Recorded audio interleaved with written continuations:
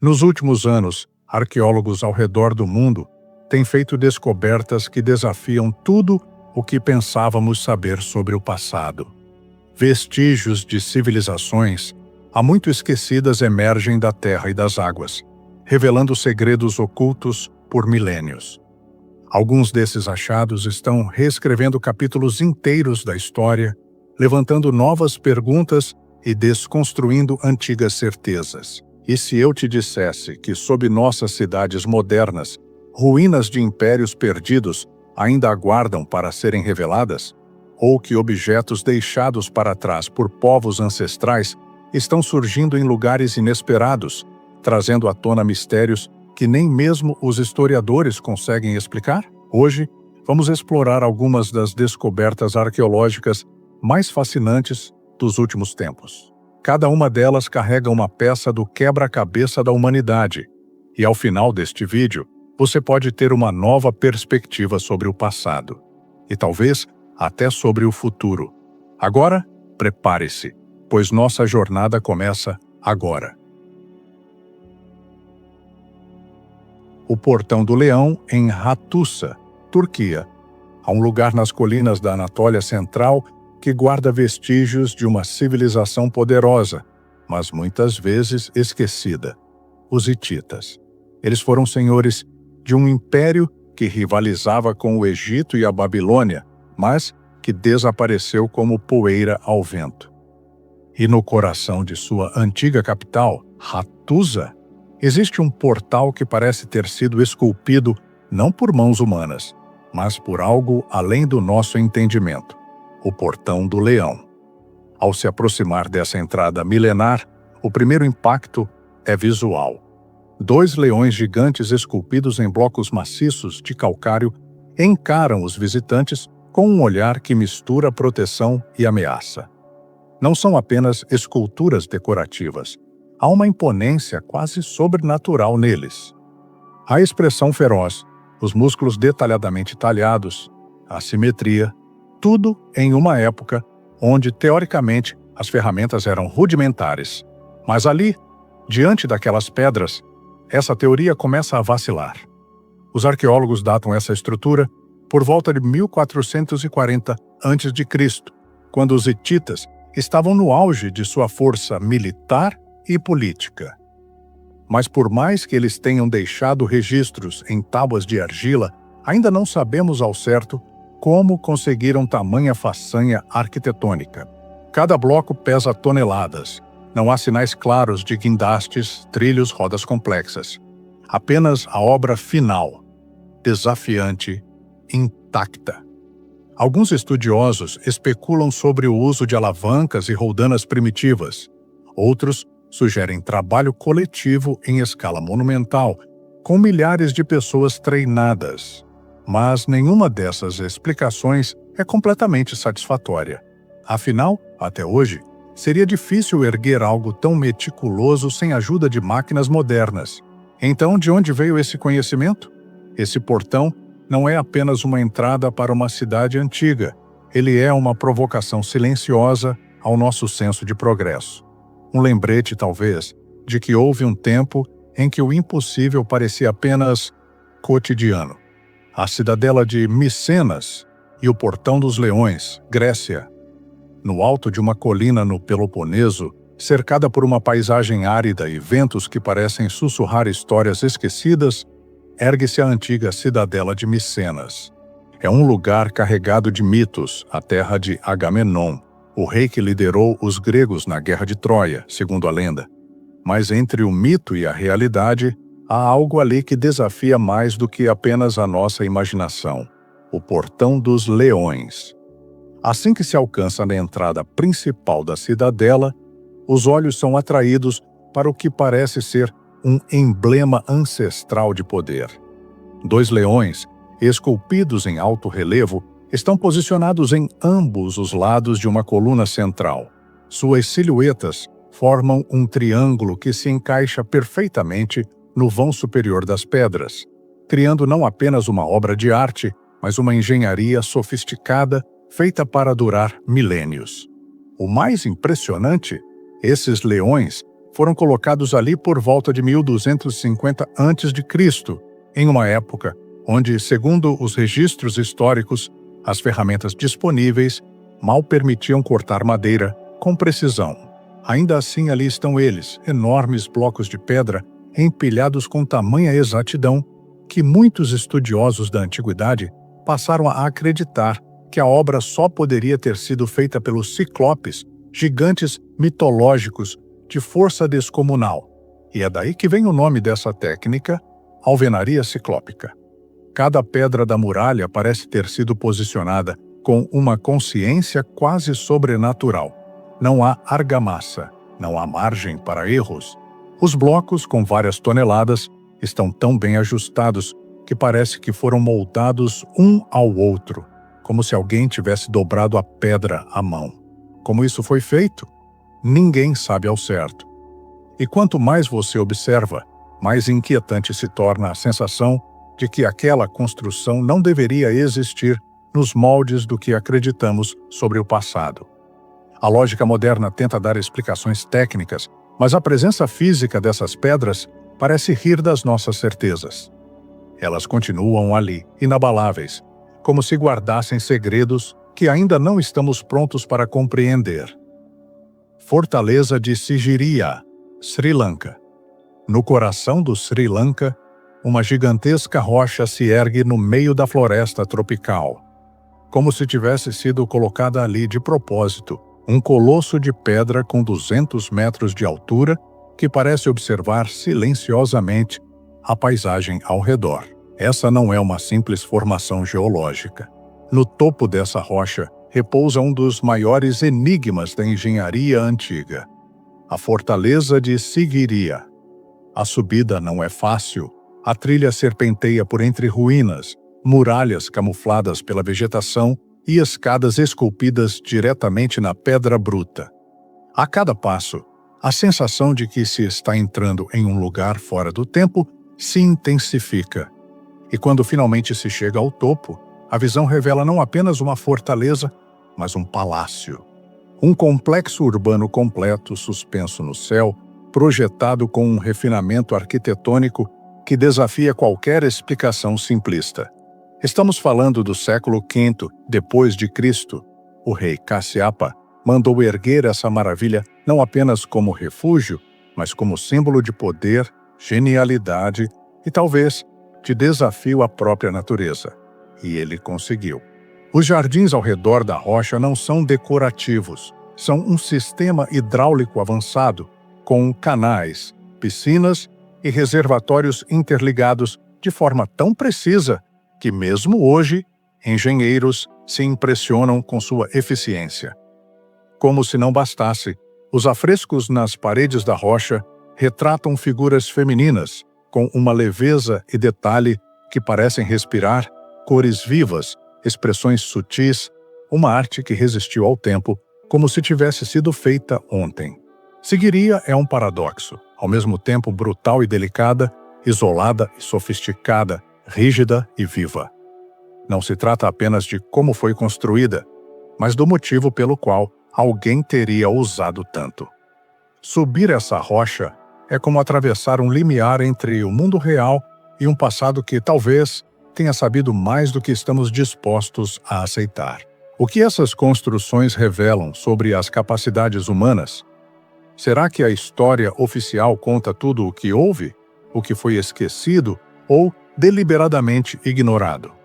Essas obras não são apenas do passado, são espelhos do que somos capazes de construir. No coração do Japão, espalhados entre montanhas, bosques e vales silenciosos, repousam colossos de pedra esculpidos com uma precisão que desafia qualquer explicação simples.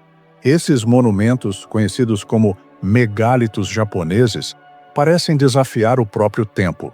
Suas formas geométricas, superfícies polidas e encaixes perfeitos não condizem com as ferramentas rudimentares que supostamente existiam quando foram erguidos. Entre eles, o misterioso Masuda no Iwafune, uma gigantesca rocha de granito com mais de 800 toneladas, repousa sobre uma colina em Asuka. Sua estrutura reta e simétrica com cortes precisos e duas estranhas cavidades no topo, mais parece uma máquina petrificada do que uma simples formação natural. E não para por aí. Espalhados pelo arquipélago, outros megálitos surgem como fragmentos de um quebra-cabeça incompleto. O Ishino-Hoden, um bloco monumental que parece flutuar sobre um lago raso, intriga arqueólogos e historiadores. Já em Okinawa, as chamadas ruínas de Yonaguni descansam submersas no oceano, revelando estruturas em camadas, escadarias e ângulos retos que mais lembram os vestígios de uma cidade perdida do que formações naturais. Cada um desses monumentos carrega um mistério indecifrável. Foram feitos pela mão do homem, pela ação da natureza ou por algo que ainda não compreendemos? E mais intrigante ainda, se foram construídos por uma civilização antiga. Onde estão os registros, as ferramentas, as provas concretas de sua existência? Teorias sobre a origem dos megálitos. Os megálitos japoneses são fascinantes e desconcertantes. Quem os construiu? Como? E o mais intrigante, por quê? A arqueologia tradicional tenta encaixá-los na linha do tempo conhecida, mas as respostas nem sempre fazem sentido.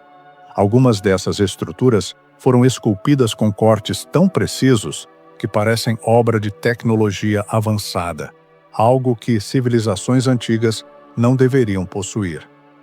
Mas se os povos da época não tinham os meios para erguer essas construções, quem os tinha?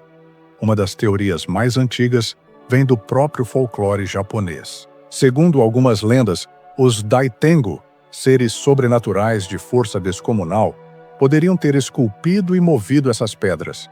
Outros acreditam que os Oni, gigantes demoníacos da mitologia, ergueram os megálitos como marcos territoriais ou monumentos sagrados.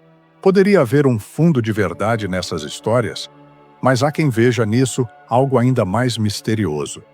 Pesquisadores alternativos sugerem que esses megálitos são relíquias de uma civilização perdida, anterior ao Japão que conhecemos. Alguns chegam a afirmar que fazem parte de uma rede global de construções megalíticas, ligadas a culturas antigas, como os construtores de Stonehenge e as pirâmides do Egito. E há ainda aqueles que ousam ir além. Teóricos sugerem que certas marcas nesses megálitos indicam um conhecimento tecnológico incomum, algo que poderia estar além da capacidade humana da época. Isso levanta hipóteses ousadas. Seriam esses monumentos evidências de um contato com uma inteligência desconhecida? As respostas ainda não são definitivas. Mas uma coisa é certa: esses megálitos não são apenas pedras. Eles são mensagens silenciosas de um passado que ainda não compreendemos. Análise científica e arqueológica. Diante de estruturas tão impressionantes, a ciência não poderia ignorar o enigma. Afinal, como rochas colossais, foram esculpidas e posicionadas com tamanha precisão em uma época onde, teoricamente, não existiam ferramentas avançadas. A arqueologia tradicional tenta responder, mas algumas perguntas continuam sem solução. Os pesquisadores que estudaram megálitos, como o Masudano Iwafune e o Ishino-Hoden, sugerem que foram esculpidos com ferramentas de pedra e metais primitivos, através de processos longos e árduos. Mas essa explicação enfrenta um problema. Algumas dessas rochas são compostas de granito e outras pedras extremamente duras, que dificilmente poderiam ser trabalhadas com instrumentos rudimentares. Como conseguiram cortes tão retos e encaixes tão perfeitos? A geologia também entra na equação. Algumas formações, como as ruínas de Yonaguni, foram inicialmente classificadas como formações naturais. Mas à medida que os estudos avançaram, surgiram evidências que desafiaram essa ideia: degraus perfeitamente alinhados, corredores simétricos e padrões geométricos que dificilmente poderiam ser obra do acaso. Será que a natureza realmente conseguiria criar algo tão arquitetonicamente preciso? Outra questão intrigante é a datação dessas estruturas. A arqueologia tradicional tenta encaixá-las dentro dos períodos históricos conhecidos, mas sem sucesso. Muitas dessas rochas não possuem matéria orgânica para datação por carbono 14, e outras técnicas, como a termoluminescência, ainda não conseguiram fornecer respostas conclusivas. Isso abre margem para uma possibilidade inquietante. E se esses megálitos forem muito mais antigos do que imaginamos? Mesmo com tecnologia moderna, recriar alguns desses monumentos seria um desafio gigantesco. Algumas simulações mostram que, sem o uso de guindastes e maquinário pesado, mover e esculpir pedras dessa magnitude exigiria uma força de trabalho imensa e um nível de organização social que não condiz com as civilizações atribuídas a essas obras. Isso significa que ainda há algo que não compreendemos sobre o passado. A ciência busca respostas, mas, por enquanto, o mistério desses megálitos persiste, desafiando tudo o que achamos que sabemos sobre as civilizações que vieram antes de nós. Comparações com outros megálitos ao redor do mundo. O mais intrigante sobre os megálitos japoneses é que eles não estão sozinhos. Pelo contrário, quando olhamos para outras partes do mundo, encontramos monumentos impressionantes, erguidos com a mesma precisão desconcertante e o mesmo mistério quanto à sua verdadeira origem. Isso levanta uma questão inevitável. Há uma conexão entre essas construções? Vejamos, Stonehenge, na Inglaterra, um círculo de pedras gigantes, posicionadas com um alinhamento astronômico tão preciso que muitos acreditam ter sido usado como observatório celeste. Assim como os megálitos do Japão, seu método de construção desafia a lógica da época. Afinal, como povos supostamente primitivos, moveram blocos de até 50 toneladas por quilômetros de distância? Se viajarmos até a Sibéria, encontraremos algo ainda mais assombroso: os megálitos de Gornaya Choria. Diferente das construções inglesas, essas pedras são ainda maiores. Algumas ultrapassam 3.000 toneladas. Mas o que realmente chama a atenção é o acabamento das rochas. Elas parecem cortadas, como se tivessem passado por um maquinário gigantesco, deixando marcas que não deveriam existir em um passado tão remoto.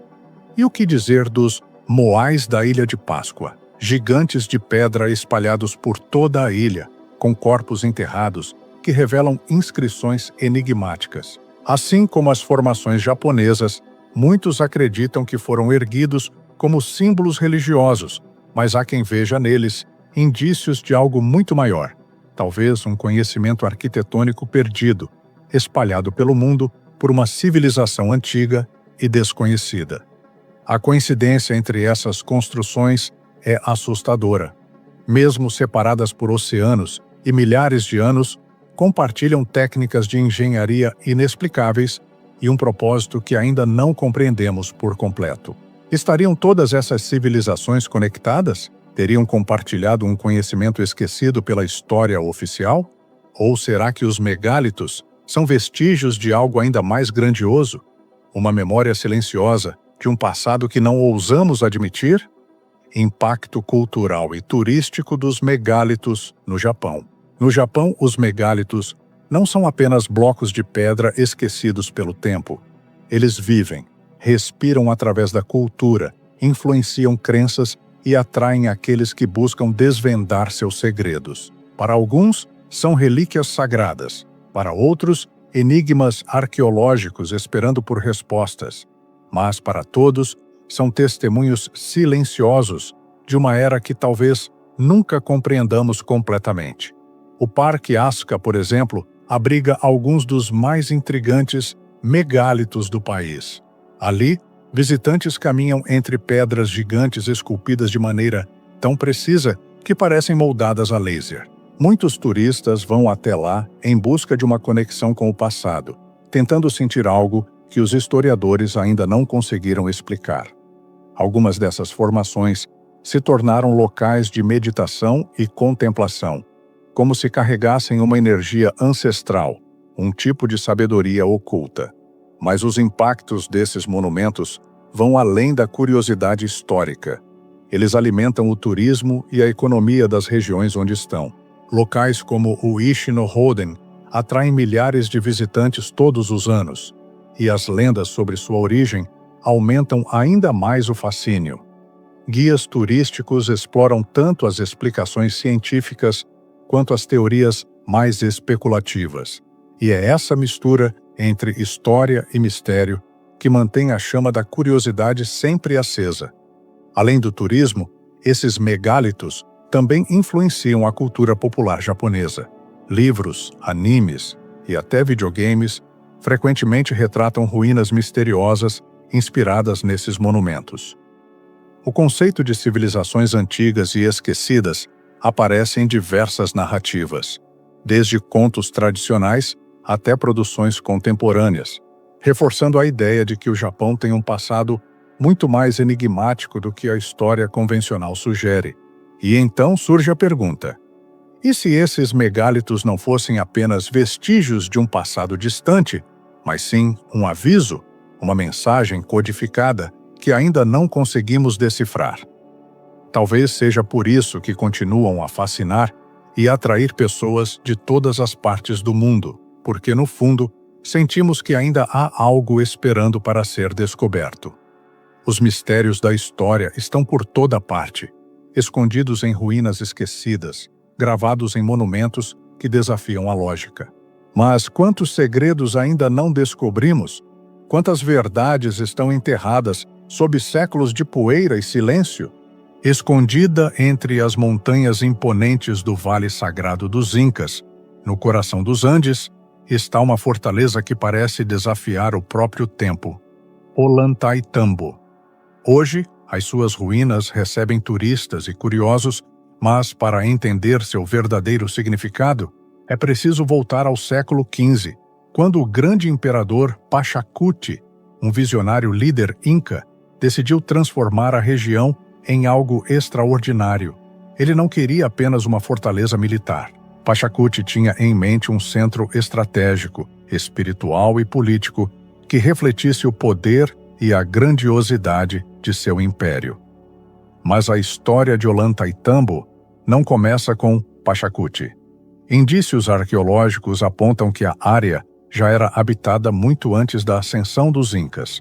Povos ancestrais deixaram suas marcas ali, e os Incas, com sua habilidade singular, aproveitaram esse legado, expandindo e transformando o local em algo que ainda hoje deixa cientistas e historiadores perplexos.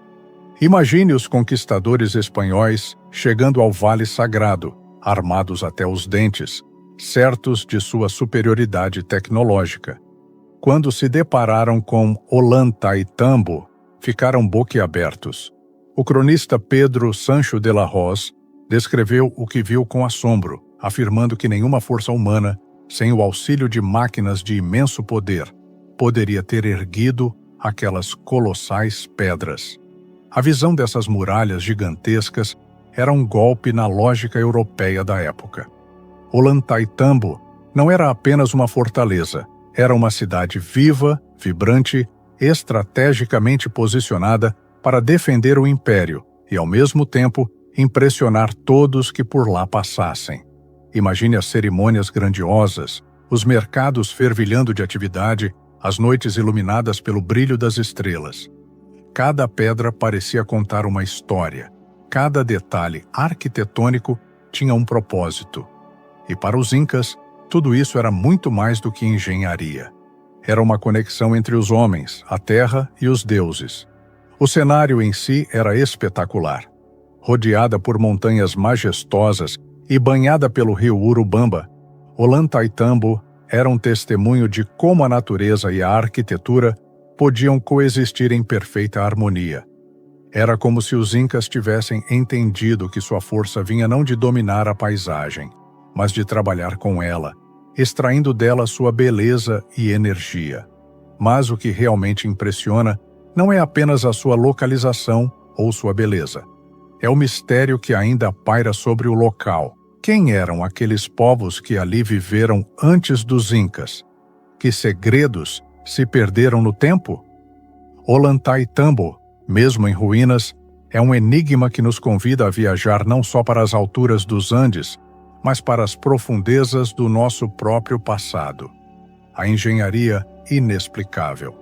O que mais impressiona em Ollantaytambo, mais até do que sua localização espetacular, é o nível de engenharia que seus construtores alcançaram.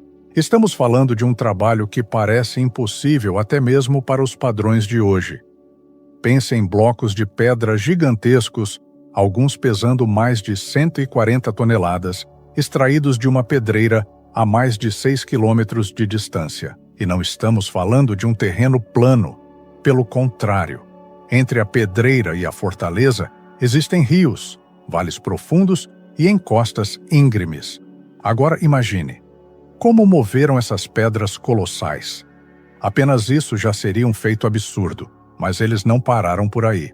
Essas pedras, quando chegaram ao local, foram encaixadas umas nas outras, com tamanha precisão que nem mesmo uma lâmina de barbear passa entre elas.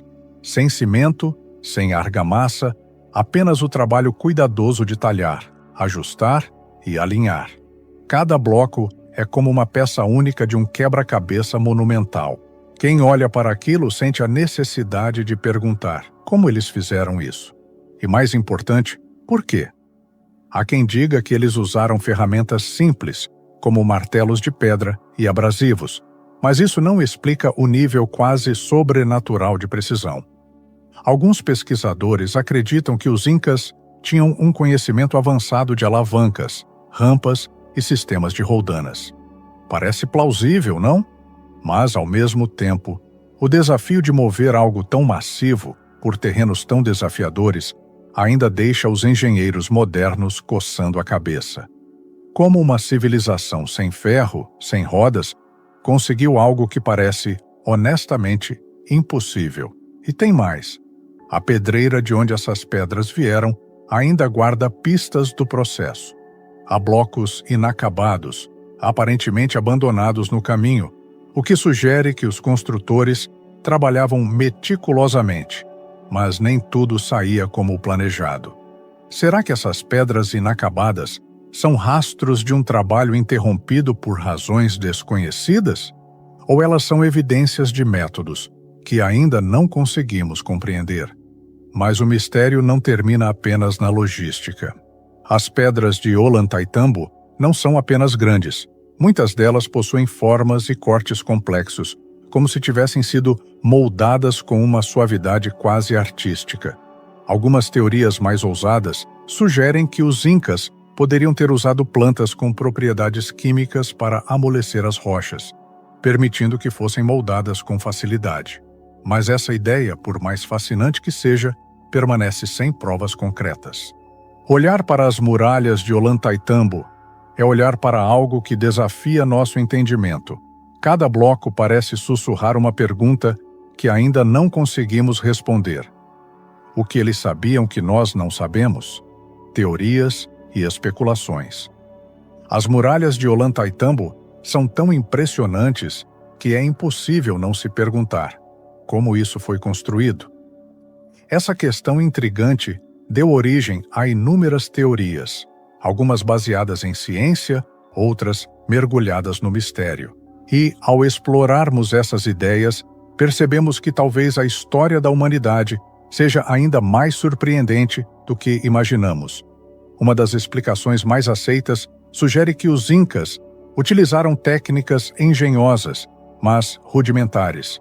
Ferramentas de pedra como martelos e cinzéis teriam sido usadas para talhar os blocos gigantes, enquanto sistemas de alavancas, rampas e cordas os moveriam até o local da construção. Parece razoável, não é? Mas então você olha para as pedras, para o encaixe perfeito, e essa simplicidade começa a parecer insuficiente. É aí que entram as teorias mais ousadas. Uma delas propõe que os incas descobriram como amolecer rochas usando plantas com propriedades químicas. Imagine só, substâncias extraídas de vegetações locais poderiam ter transformado o granito duro em um material maleável, quase como argila. Isso explicaria os encaixes tão precisos e as superfícies lisas. Porém, até agora, ninguém encontrou provas científicas dessa ideia, apenas relatos orais que alimentam o mistério. E há aqueles que acreditam que os Incas não foram os verdadeiros construtores de Ollantaytambo. Segundo essa teoria, eles teriam apenas herdado uma estrutura muito mais antiga, construída por uma civilização perdida que dominava tecnologias avançadas.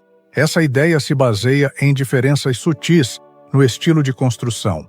Enquanto algumas seções parecem mais rudimentares, outras são de um nível de perfeição que desafia a lógica. Seria possível que uma cultura mais antiga, hoje esquecida, tivesse deixado esse legado monumental para os Incas? Mas, se isso já parece extraordinário, há teorias ainda mais extremas. Alguns acreditam que a precisão e a escala de Ollantaytambo só podem ser explicadas com a intervenção de algo não humano. Sim, estamos falando de tecnologias alienígenas ou de um conhecimento compartilhado com civilizações muito além da Terra. Para muitos, isso soa absurdo, mas, para outros, é uma possibilidade que não pode ser descartada tão facilmente. O que é fascinante sobre essas teorias é que nenhuma delas, por mais simples ou fantástica, consegue responder a todas as perguntas. Como os blocos foram talhados com tanta perfeição? Como eles foram transportados por terrenos tão desafiadores?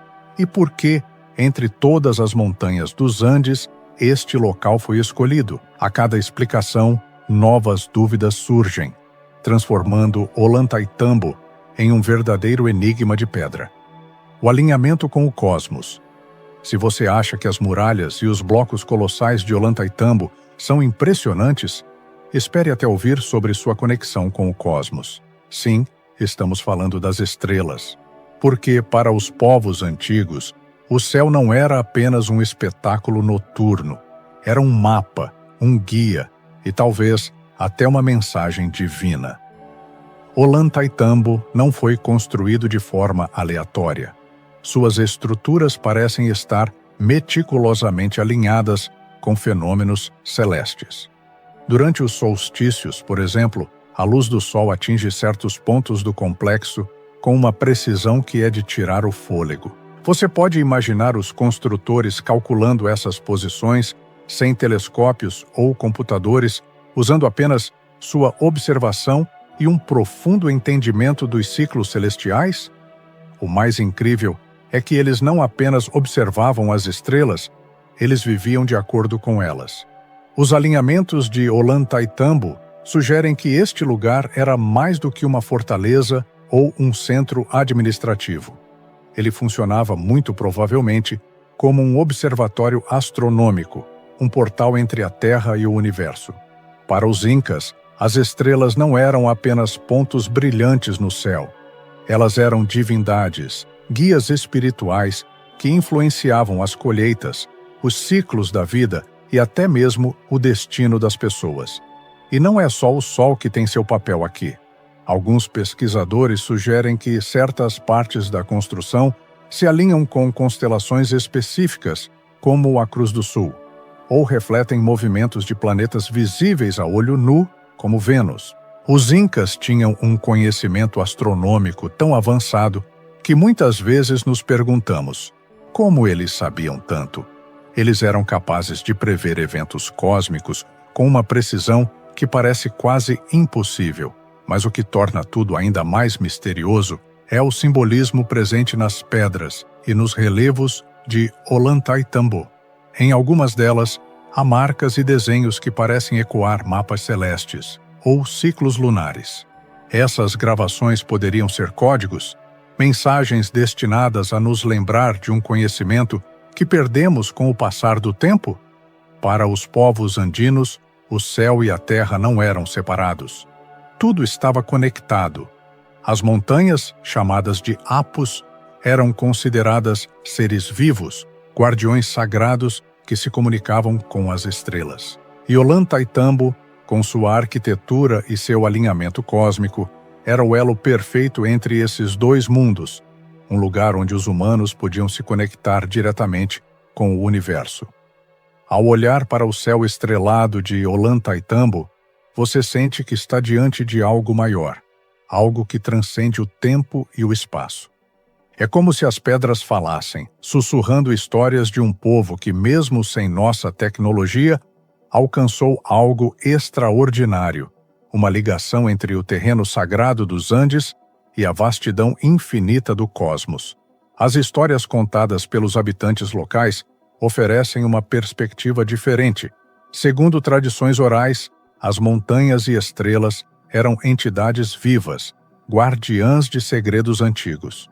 Para os povos da região, construir Ollantaytambo não era apenas um feito de engenharia, mas também uma conexão espiritual com o universo. Essa visão sugere que a fortaleza era tanto uma expressão de poder quanto de devoção. O mistério de Ollantaytambo continua a fascinar cientistas e aventureiros. Talvez nunca tenhamos todas as respostas, mas as perguntas que esses monumentos levantam nos convidam a refletir sobre os limites do que sabemos sobre o passado. Afinal, como disse Arthur C., qualquer tecnologia suficientemente avançada é indistinguível da magia, e nesse caso, talvez o maior mistério seja como a magia da engenhosidade humana continua a nos surpreender. Você está prestes a conhecer uma história que, por algum motivo, nunca chegou aos seus livros de história. Uma escavação esquecida, registros oficiais silenciados e um poço oculto por blocos de granito que nenhum exército moderno conseguiria mover com facilidade. Um detalhe curioso: a área foi lacrada como base militar. Será coincidência?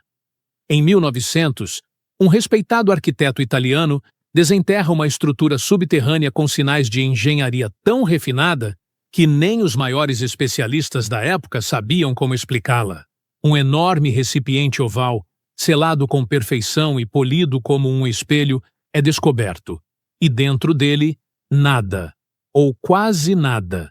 Apenas um resíduo negro, como uma pista deixada de propósito.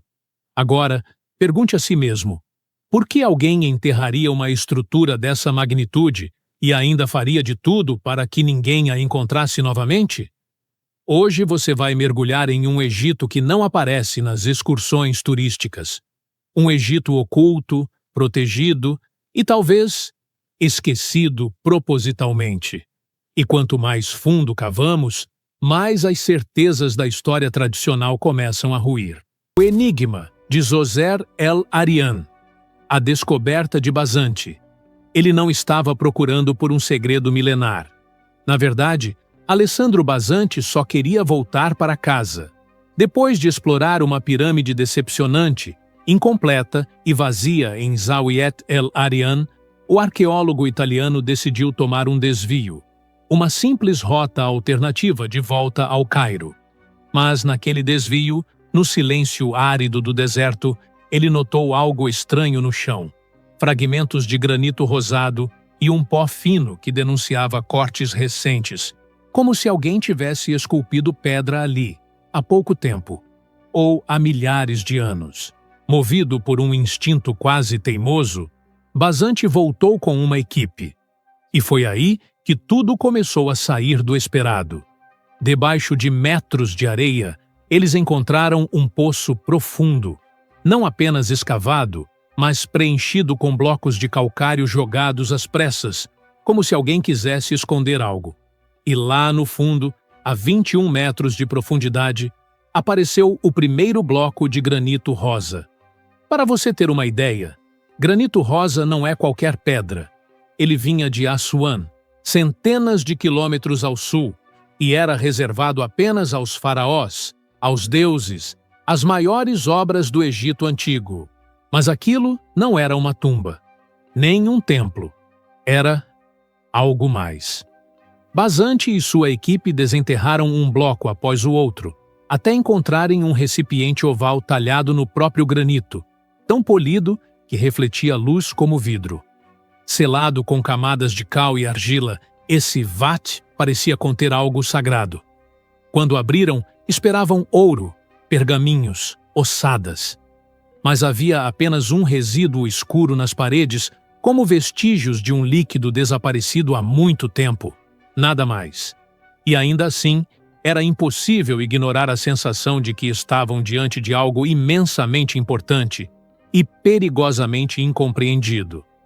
Mesmo assim, Bazante continuou. Encontrou uma escada refinada no canto do poço, muito trabalhada para ter sido feita para operários. Depois veio a tempestade, choveu forte, o poço inundou. Mas então, de forma inexplicável, a água escoou rapidamente.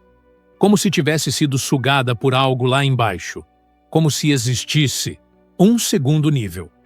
E quanto mais Bazante escavava, mais a estrutura resistia. Os blocos de granito estavam travados como peças de um quebra-cabeça gigante, selados com uma precisão que nem mesmo os engenheiros modernos conseguiam entender. Mas aí veio o golpe final. Sem recursos, abandonado por colegas céticos e boicotado por instituições, Bazante teve que interromper tudo. O que restou? Um poço lacrado, enterrado novamente, e uma história que, por algum motivo, nunca mais ganhou destaque nas páginas da arqueologia oficial. Ou talvez tenha sido feita para nunca mais ser contada. Silêncio oficial e militares no caminho. Décadas se passaram desde que Alessandro Bazante largou suas ferramentas e fechou seu diário de campo pela última vez. O poço de Zoser El Arian foi engolido novamente pela areia do deserto, como se nunca tivesse existido. E por um tempo, pareceu que ninguém mais voltaria a falar sobre aquilo. Mas na década de 1960, dois estudiosos italianos, Vito Maraggiò e Celeste Haldi, decidiram revisitar o mistério. Munidos dos diários originais de Bazante, mapas e relatos deixados para trás, eles reuniram uma nova equipe e voltaram ao local. A motivação era simples: terminar o que nunca deveria ter sido abandonado. Eles mal começaram os primeiros levantamentos quando algo estranho aconteceu. O governo egípcio apareceu, não com apoio ou curiosidade científica, mas com ordens. Em poucas semanas, todo o sítio de Zawiet El Arian foi cercado por militares. O terreno foi declarado área restrita, sob controle direto do exército. Nenhum civil, nenhum arqueólogo, nenhum historiador poderia entrar ali novamente. O motivo oficial? Segurança nacional. Desde então, qualquer tentativa de estudar ou até mesmo visitar o local esbarra em muros invisíveis. Satélites mostram movimentação ocasional, mas nenhum documento oficial detalha o que está sendo feito. Nenhuma escavação autorizada, nenhum relatório técnico, nada. E é aí que as perguntas se acumulam. Por que um poço, supostamente parte de uma pirâmide inacabada, despertaria tanto interesse militar? Que tipo de segredo pode haver enterrado que justifique um bloqueio total por mais de meio século? Seria apenas paranoia? Ou alguém descobriu que ali embaixo existe algo que não pode, ou não deve, ser revelado ao público? As ordens foram claras: selar, isolar e esquecer. Mas certos ecos do passado não se silenciam tão facilmente. A teoria da energia nas pirâmides. Durante séculos, repetiram para nós como um mantra. As pirâmides do Egito eram túmulos, grandes, imponentes. Só que há um problema enorme do tamanho da Grande Pirâmide.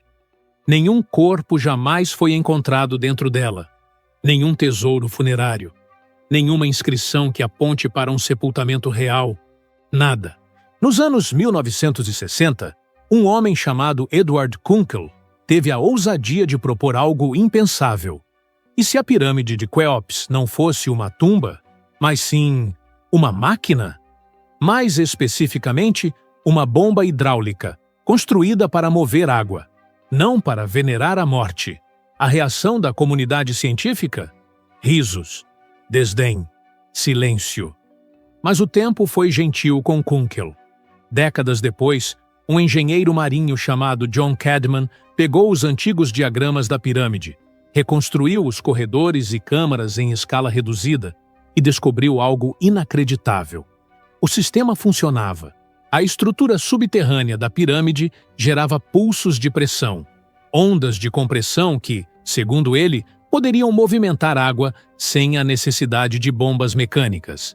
E não parou por aí. Esses pulsos também produziam vibrações. Vibrações com potencial energético. E então surgiu uma hipótese ainda mais provocadora: a pirâmide como gerador de energia. Pare por um instante e pense nos elementos que compõem essa estrutura. A base revestida com calcário branco, um excelente isolante. O interior construído com granito, rico em quartzo, um material que reage à pressão, gerando pequenas cargas elétricas. E no topo, pelo menos de acordo com textos antigos, uma pedra dourada, ouro, condutor perfeito.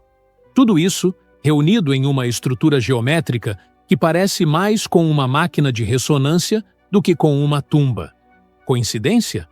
Talvez. Ou talvez a pirâmide não fosse um monumento para os mortos, mas uma usina, viva, respirando energia. E se isso for verdade, então tudo o que pensamos saber sobre o passado muda. Não apenas o propósito das pirâmides, mas o nível de conhecimento que uma civilização, há milhares de anos, alcançou, e que hoje mal conseguimos compreender. O labirinto de Hawara e a engenharia esquecida. Heródoto, o pai da história, caminhou pelo Egito há mais de 2 milênios e saiu de lá com uma declaração ousada. O que ele viu no labirinto de Hawara fazia as pirâmides parecerem construções comuns. Não era figura de linguagem. Ele falou de 3.000 câmaras interligadas, algumas acima do solo, outras enterradas, todas tão intrincadas que nem os guias locais ousavam entrar nas partes subterrâneas. Ali, diziam, estavam os túmulos dos reis e dos crocodilos sagrados. Por séculos, essa história foi tratada como um exagero de viajante encantado. Nenhum mapa mostrava tal labirinto. Nenhum arqueólogo o encontrou. Até que, no fim do século XIX, o britânico Flinders Petrie começou a escavar perto da pirâmide de Hawara e encontrou ruínas, fragmentos gigantescos de pedra, blocos que pareciam ter sustentado algo colossal. E o mais importante, vestígios de um piso. Um piso que não era piso, mas teto. Sim, teto.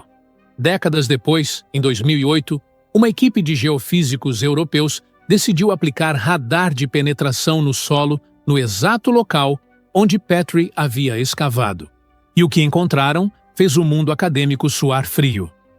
Abaixo da superfície, entre 8 e 12 metros de profundidade, havia o que parecia ser uma estrutura gigantesca, com salas, corredores, ângulos retos, tudo enterrado. Só que algo curioso aconteceu depois disso. Os resultados preliminares, animadores e cheios de promessas foram rapidamente engavetados. O governo egípcio, através do então chefe do Conselho Supremo de Antiguidades, pediu que os dados não fossem divulgados. O argumento? Segurança nacional. 2 anos de impasse. Pressão. E, por fim, a liberação parcial de um relatório que confirmava o impensável. O labirinto descrito por Heródoto muito provavelmente existe e está lá embaixo, preservado pelo próprio deserto. A pergunta que não quer calar: o que há lá dentro que não podemos ver? Que tipo de conhecimento, artefato ou tecnologia estaria trancado entre aquelas paredes de pedra? Há algo de profundamente desconfortável em pensar que talvez a civilização egípcia não tenha começado do zero, mas herdado parte de sua grandeza. Talvez o labirinto não seja apenas um mito, mas o eco de uma engenharia ancestral, sofisticada e, por alguma razão, mantida em silêncio até hoje. O Osirion e o mistério da água que não para. Há algo profundamente inquietante no Osirion. Não pela sua aparência, embora ele pareça mais um monólito afundado do que um templo, mas por aquilo que se recusa a ser explicado. Lá, em Ábidos, enterrado ao lado do mais refinado templo de Sete I, repousa um enigma que resiste a todas as interpretações convencionais. O Osirion está sempre inundado. E não estamos falando de infiltrações ou alagamentos sazonais. É uma água que simplesmente não para de surgir. Arqueólogos modernos já tentaram bombear esse líquido com equipamentos industriais. Nada feito.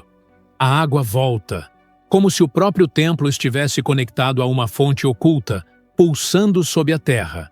Essa água, aliás, não é comum.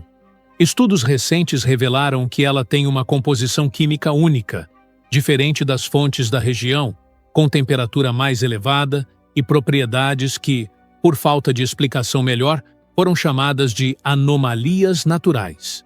Um pesquisador, James Westerman, passou anos tentando entender o fluxo. Quando desistiu e começou a beber da água, filtrada, claro, notou algo que beira o inacreditável. Sua visão, antes comprometida, começou a melhorar. E os exames confirmaram. Como explicar isso? Como aceitar que, em pleno deserto, num templo sem teto, construído com blocos de granito de 100 toneladas trazidos de Aswan, há um fluxo constante de água quente, sem fonte visível, sem canal, sem origem identificável. E o mais perturbador, o Osirion está lá, inteiro, mas vazio. Nenhuma inscrição, nenhum hieróglifo, nenhum sinal claro de quem o construiu. Nada que o relacione diretamente com o estilo faraônico. É como se ele estivesse ali antes do Egito como o conhecemos. Como se fosse pré-história dentro da história. A água que emana dele parece não obedecer às leis naturais. E o templo? Ele não se revela, não se explica. Apenas permanece, silencioso, afogado e monumental, como se escondesse não só um segredo, mas uma verdade antiga demais para ser dita em voz alta. Agora me diga, você realmente acha que tudo isso é apenas coincidência? Poços lacrados, estruturas ocultas, tecnologias que não conseguimos replicar nem hoje, e silêncios ensurdecedores por parte das autoridades. No ano de 1850, um egiptólogo francês chamado Auguste Mariette estava explorando Saqqara, uma das mais antigas necrópolis do Egito. Ele desceu por túneis escuros e apertados, iluminados apenas por tochas. O ar é denso e a poeira do tempo paira no silêncio. De repente, ele se depara com algo que desafia toda a lógica. Enormes caixas de granito, enterradas profundamente no subsolo. Cada uma é um colosso, pesando entre 70 e 100 toneladas. O que ele encontrou não eram apenas caixas comuns, mas verdadeiros monumentos de precisão, com superfícies tão lisas e polidas que poderiam refletir a luz como espelhos. A pergunta que se forma imediatamente é: quem poderia ter feito isso e como? Essas estruturas ficaram conhecidas como as caixas de granito do Serapeum. Ao todo, são 24 caixas distribuídas em corredores subterrâneos, e acredita-se que tenham sido construídas para abrigar os touros sagrados Apis. Esses animais eram considerados encarnações vivas do deus Ptah, e seu culto era tão importante que sua morte merecia um sepultamento digno de reis. Mas há algo que não bate. Por mais que esses touros fossem venerados, o esforço necessário para criar e transportar essas caixas parece desproporcional ao propósito. Por que alguém gastaria tanta energia e recursos apenas para enterrar animais, mesmo que fossem sagrados? E mais, por que construir essas estruturas no subsolo, em túneis tão estreitos que tornam quase impossível mover algo tão grande? E o que dizer do material usado? O granito é uma das pedras mais duras do mundo. Hoje, com máquinas modernas, já é um desafio moldá-lo, mas essas caixas foram feitas há milhares de anos. Como eles esculpiram algo tão perfeito?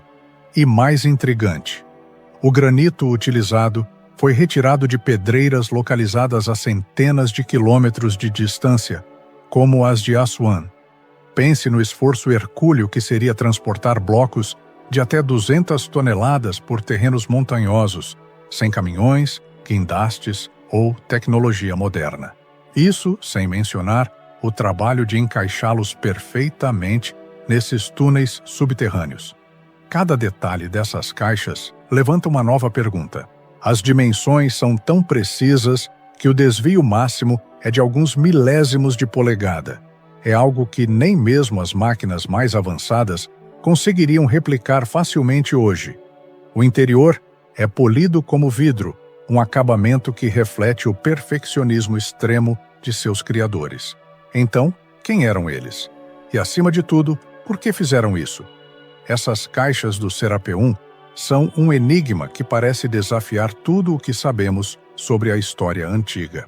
Quanto mais olhamos para elas, mais elas nos forçam a repensar as capacidades das civilizações do passado.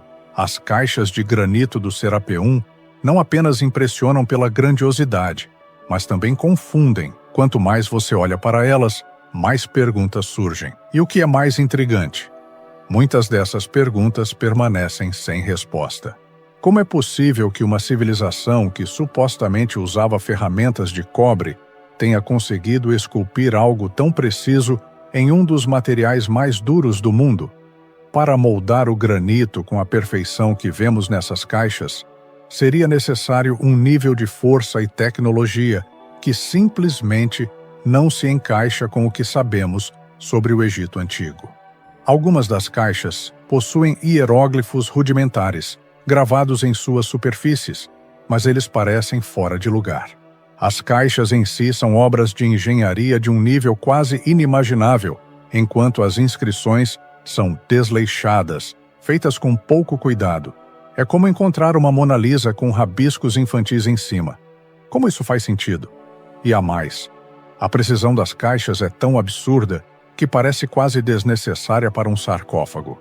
Estamos falando de superfícies internas polidas como espelhos, bordas alinhadas com perfeição geométrica e uma vedação que é praticamente hermética. Por que tanto esforço? Será que o objetivo delas era mesmo enterrar touros sagrados? Ou havia um propósito muito maior que ainda não conseguimos entender? E tem outra questão intrigante: o transporte. Essas caixas foram encontradas em túneis subterrâneos tão estreitos que é difícil imaginar como elas foram levadas até lá. Em alguns casos, o espaço entre as paredes do túnel e a caixa é de apenas alguns centímetros. Então, como essas estruturas gigantescas foram movidas? Não há espaço para dezenas de pessoas empurrando ou posicionando a caixa. E o mais curioso, uma das caixas foi deixada inacabada no meio de um túnel, sem qualquer sinal de trenó ou suporte. É como se, de repente, todo o projeto tivesse parado, sem explicação. Essas contradições não apenas deixam o mistério maior, mas também questionam o que realmente sabemos sobre o passado. Algo ali simplesmente não faz sentido, como se faltasse uma peça essencial do quebra-cabeça. É como olhar para um enigma que insiste em desafiar a lógica. Se as explicações convencionais não dão conta, o que mais poderia justificar a existência dessas caixas tão enigmáticas? Existem teorias alternativas que, embora desafiadoras, talvez façam mais sentido do que a ideia de que foram feitas apenas para enterrar touros sagrados. Uma das teorias mais fascinantes sugere que essas caixas não foram construídas pelos egípcios que conhecemos, mas sim por uma civilização muito mais antiga, talvez até mais avançada do que imaginamos. Pense nisso.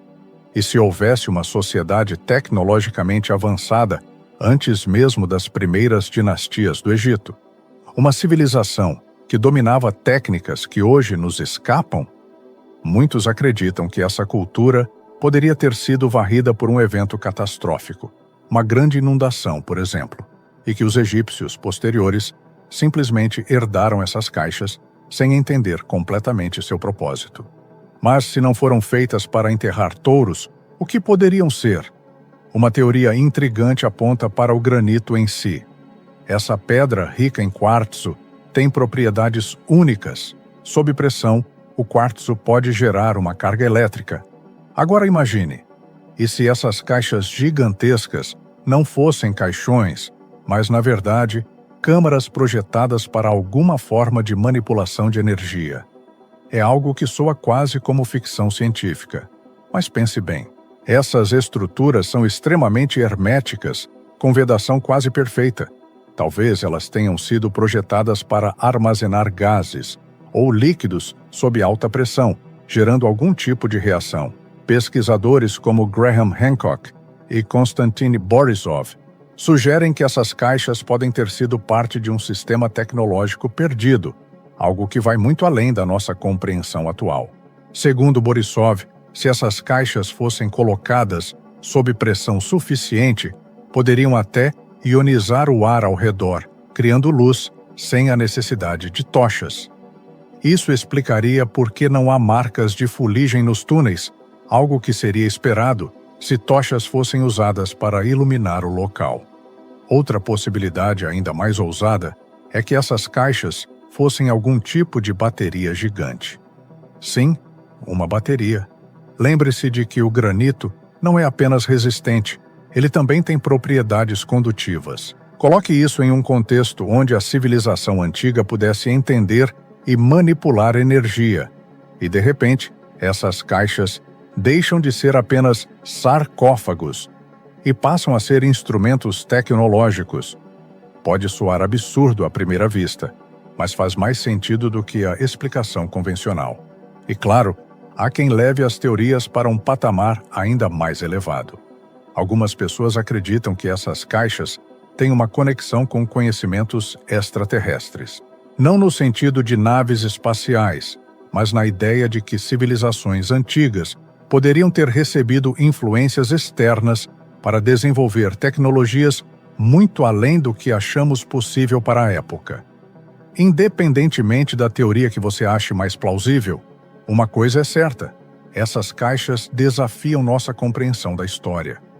E talvez a verdade seja ainda mais surpreendente do que qualquer hipótese que já foi levantada. O que exatamente os antigos egípcios, ou quem quer que tenha construído essas caixas, estavam tentando alcançar? É uma pergunta que, até hoje, continua sem resposta.